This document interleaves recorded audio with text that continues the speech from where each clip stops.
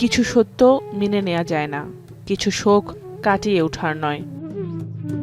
তেমনি প্রয়াত শীর্ষ নেতা আয়াতুল্লাহ আলী খামেনিকে হত্যার বিষয়টিকে মেনে নিতে পারছেন না ইরানবাসী। তাকে দাফনের পরেও শোকে কাতর পুরো ইরান।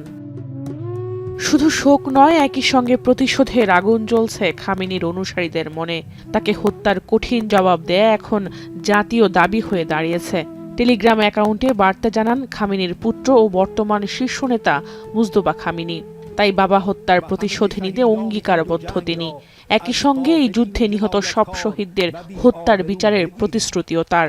این انتقام خواست ملت ماست و به طور حتمی باید صورت بگیرد. এদিকে ওয়াল স্ট্রিট জার্নালের প্রতিবেদন, ট্রাম্পকে হত্যার ছক নতুন করে সাজাচ্ছে ইরান, এমনটা যুক্তরাষ্ট্রকে জানিয়েছে ইসরায়েল।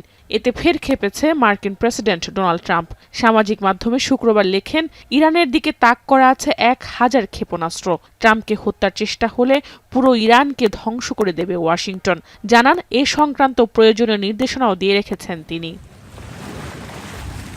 তবে বৈরী দুই দেশের সংঘাত বন্ধে মধ্যস্থতাকারী হিসেবে কাতারের প্রস্তাব ফিরিয়ে দেয়নি তেহরান।